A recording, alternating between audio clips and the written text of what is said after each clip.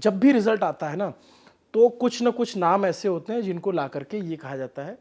खास करके जब वो टीना डाबी का हुआ था तो उस समय बहुत ये चला कि इनके, और फिर निकालते हैं कि इनके फैमिली ये है, इनके मदर ये हैं, इनकी दीदी ये हैं और इनको आरक्षण मिला ये वो।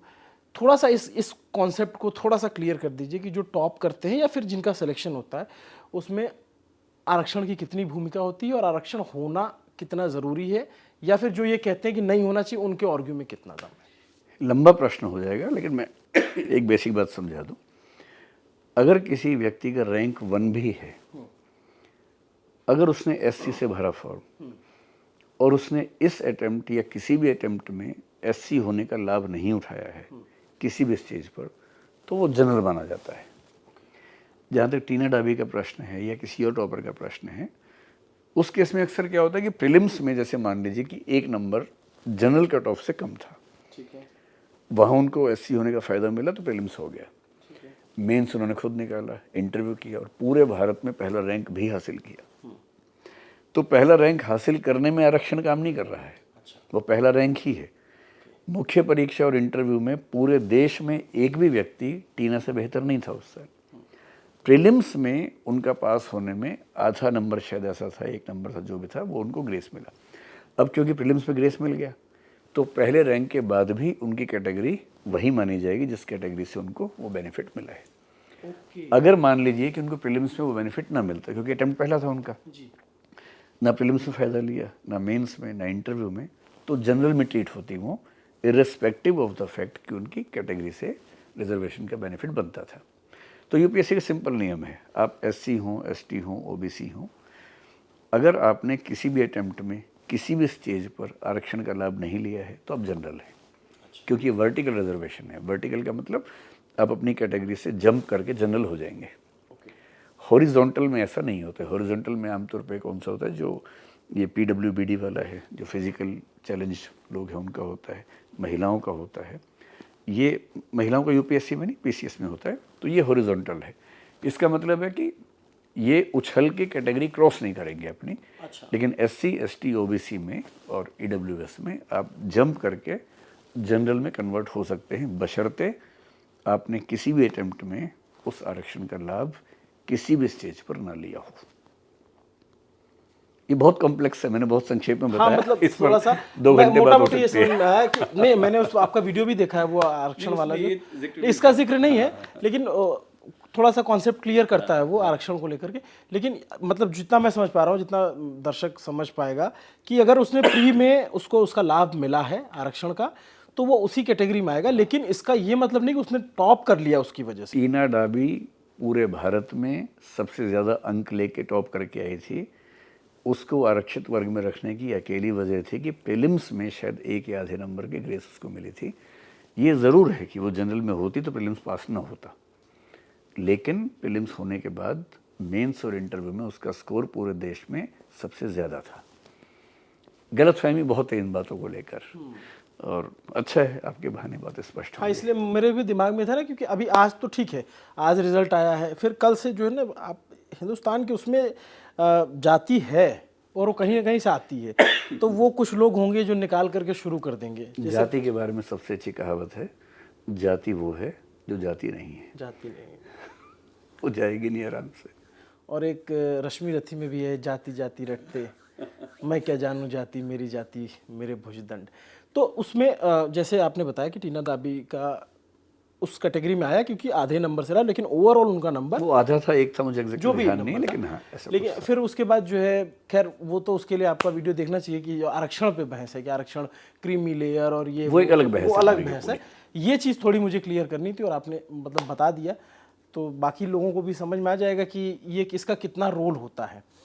एक वंशानुगत की बात होती है, उसका वो लंबी बहस है उसको, कि जो जिनके पिता को आरक्षण मिल गया तो उनके बेटे को क्यों मिल रहा है। इस मामले में मैं भी लगभग इस राय को रखता हूँ कि आरक्षण अगर किसी को मिला है और वो क्लास 1 ऑफिसर बन गया है तो उसकी अगली पीढ़ी को ना मिले, ताकि वही आरक्षण का फ़ायदा ज़्यादा परिवारों तक जाए, ज़्यादा वंचित वर्गों तक जाए। तो मैं मोटे तौर पर इस बात से सहमत हूँ कि क्रीमी लेयर की धारणा जो अभी सिर्फ ओबीसी में है वो एससी एसटी पर भी लागू हो। सुप्रीम कोर्ट ने 1-2 फैसलों में लागू की थी वो प्रमोशन के मामले में। इस पर एक कोई आयोग हो जो स्टडी करे ठीक से और उसके बाद कुछ सही राय दे, क्योंकि आरक्षण इसलिए नहीं है कि कुछ परिवार बार बार फ़ायदा उठाएं। आरक्षण इसलिए है कि समाज का जो वंचित समुदाय है उसको ठीक से इतने फ़ायदे मिलें कि वो मुख्य धारा में आ जाए। तो ये परिवार का न्याय करने का मसला नहीं बनना चाहिए, ये समाज का न्याय का मसला होना चाहिए। उसी समाज के, और जैसे वो एससी है तो एससी के ही उसमें जो ज़्यादा वंचित है वंचित उसको बेनिफिट मिले। एक ही परिवार को 4 बार बेनिफिट देने से क्या फ़ायदा है? अब वो 1 बार देना ठीक है कि 2 बार देना ठीक है, वो कोई एक्सपर्ट बता पाएगा। मेरा जनरल ओपिनियन है कि क्लास 1 में 1 बार काफ़ी होना चाहिए, शायद 2 बार राय बने एक आयोग की, पर जो भी हो सीमा हो, ताकि उसी समुदाय में जिसको नहीं मिल रहा अब तक, जो बहुत पीछे रह गया, ये तो आईएएस बन गया, इसकी एक पीढ़ी को और मिल गया, ये तो अपने समुदाय से बहुत आगे निकल गया, तो उस समुदाय के बाकी लोग, उनका भी तो ध्यान रखना है। तो बेहतर है कि आरक्षण का फ़ायदा उसी समुदाय में ज़्यादा डिस्ट्रीब्यूटिव तरीके से मिले, ना कि कुछ ही लोगों को बार बार मिलता रहे। तो इसका मतलब कुल ये भी है कि जिनको, जो जनरल कैटेगरी में है, जिनको लगता है कि इनके पिता को मिला था, इनको भी मिला है, और उनको लगता है कि मेरा हक मार लिया, ऐसा उनका नहीं होता है। दुख तो किसी को हो सकता है, लेकिन जनरल कैटेगरी में भी अब मेरे ख्याल से 80-90% लोग ऐसे हैं जो ईडब्ल्यूएस में कन्वर्ट हो चुके हैं। तो अब बहुत कम लोग ऐसे हैं जिनको किसी आरक्षण का लाभ नहीं मिलता, उनकी संख्या बहुत कम रह गई है। सिर्फ वो जिनके पेरेंट्स सरकारी नौकरी में हैं या किसी ऑर्गेनाइज्ड सेक्टर में हैं, अच्छी सैलरी है, या प्रॉपर्टी उनके पास है जो रजिस्टर्ड प्रॉपर्टी है। मुझे नहीं लगता कि पूरे देश में 5% से ज़्यादा ऐसे लोग होंगे जो ईडब्ल्यूएस में नहीं आते हैं। पर ईडब्ल्यूएस में आएंगे या एससी एसटी ओबीसी किसी एक में आएंगे, तो अब दोनों में नहीं आ सकते फिलहाल, जो सुप्रीम कोर्ट का निर्णय है उसके हिसाब से। हालांकि रिव्यू पिटिशन इस पर चल रही है अभी। तो अब ये है कि जो जिस समुदाय को ये खराब लगता था, उसमें से अधिकांश लोग आर्थिक आरक्षण में आ चुके हैं, तो अब उतना खराब शायद नहीं लगता होगा, क्योंकि लगभग उनको भी कुछ बेनिफिट मिल गया है। नहीं, ठीक बात है। और मतलब मैं वो चीज़ क्लियर कर रहा था जो आपने समझाया मुझे, कि अगर किसी को पीढ़ीगत मिल जाता है आरक्षण, तो वो दूसरे समुदाय का हक नहीं मार रहा है, बल्कि अपने ही समुदाय का जो वंचित वर्ग है उसके हक में का जा रहा है उसके ये 2 डिबेट्स हैं। सॉरी, ये 2 डिबेट्स हैं। एक डिबेट तो ये कि आरक्षण देना ही अपने आप में हमारा हक मारना है, वो तो एक दूसरी लेवल की डिबेट हो गई, जिस पर हम लंबी बहस कर सकते हैं। मेरी व्यक्तिगत राय है कि आरक्षण समाज के बराबर करने का एक बहुत पवित्र उपाय है। शर्त है कि उसका इस्तेमाल ठीक तरीके से किया जाए, और हमारे देश में कई मामलों में आरक्षण का प्रयोग ठीक तरीके से नहीं होता है, ये बात भी रेखांकित करना ज़रूरी है। दूसरा, डिबेट का दूसरा स्तर ये है कि मान लीजिए कि एससी कैटेगरी के पास 15% आरक्षण है, एसटी के पास 7.5 है, ओबीसी के पास 27% है। अब यदि कोई ऐसा व्यक्ति एससी कैटेगरी में आरक्षण का फ़ायदा लेके आईएएस बना, जो पहले से आपको लगता है कि बहुत सफल है, तो वो सीट अगर उसको न भी मिलती तो भी एससी वर्ग के ही किसी और व्यक्ति को मिलती, वो जनरल को ना मिलती। तो ये जो आप कहना चाह रहे हैं वो ठीक है, पर वो डिबेट का एक दूसरा लेवल है। 2 लेवल्स की डिबेट चलती है, तो दूसरी डिबेट में ये बात सही है आपकी। अच्छा, एक सर आखिरी और कंफ्यूजन क्लियर कर दी, काडर या आईपीएस आईएएस सिलेक्शन में इसका कुछ रोल होता है आरक्षण का? हाँ, इसका रोल होता है। अच्छा, क्या होता है? बहुत सरल भाषा में समझिए कि जैसे काडर मिलता है आईएएस और आईपीएस में, क्योंकि ऑल इंडिया सर्विसेज हैं। ऑल इंडिया सर्विस का मतलब है कि सेंटर सिलेक्शन करेगा, सेंटर ट्रेनिंग देगा, लेकिन स्टेट में आप सर्व करेंगे, तो उसको ऑल इंडिया बोलते हैं।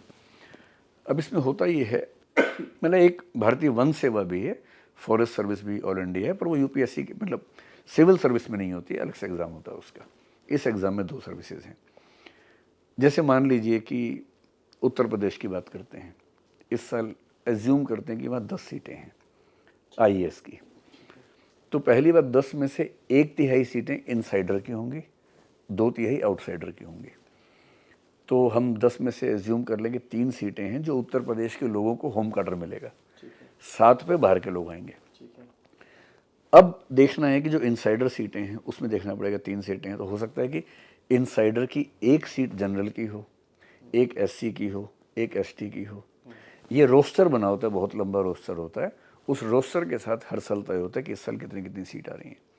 तो मान लीजिए कि जनरल कैटेगरी में इनसाइडर की 1 वैकेंसी है और आउटसाइडर में एससी कैटेगरी की 2 वैकेंसी हैं।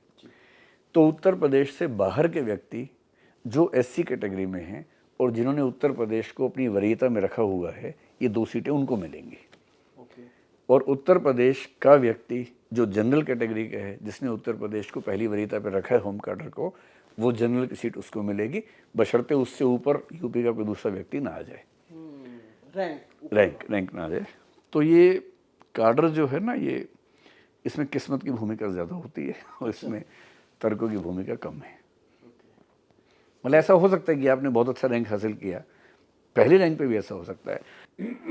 जैसे मान लीजिए पहला रैंक जिसका है इस बार, वो बिहार से शायद हैं, मान लीजिए कि वो बिहार से हैं, जनरल कैटेगरी से हैं, उन्होंने बिहार को फर्स्ट प्रेफरेंस रखा भी हुआ अपने कार्डर सिलेक्शन में, लेकिन अगर बिहार में इनसाइडर में जनरल की सीट आई ही नहीं तो उनको नहीं मिलेगा। ओ, मतलब इसमें भी पक्का नहीं है फर्स्ट रैंक पे भी पक्का नहीं है कि आपको होम कार्डर मिल जाएगा। हाँ, और हो सकता है कि 50वें रैंक पे मिल जाए, क्योंकि आप 50वें रैंक पे है और OBC और की आपके सीट राज्य में इनसाइडर की एक सीट आपकी कैटेगरी में है इस साल। हाँ। और 50 से ऊपर आपके राज्य का कोई व्यक्ति नहीं आया पहले 49 में। आप अपने स्टेट के हाईएस्ट रैंक पे हैं, इनसाइडर के लिए आपने अप्लाई किया होम स्टेट के लिए, और आपके स्टेट में इनसाइडर कोटे में एक सीट आपकी कैटेगरी की है उस साल, तो 50वें रैंक पे आपको होम सीट मिल जाए, हो सकता है पहले परिणाम मिले, ये भी हो सकता है। ईडब्ल्यूएस के लिए भी होती है। ईडब्ल्यूएस में अभी कार्डर का रिजर्वेशन नहीं मिलता है, तो ईडब्ल्यूएस से कार्डर का फायदा नहीं मिलता है। कार्डर रिजर्वेशन एससी का है, एसटी का है, ओबीसी का है, ईडब्ल्यूएस का नहीं है।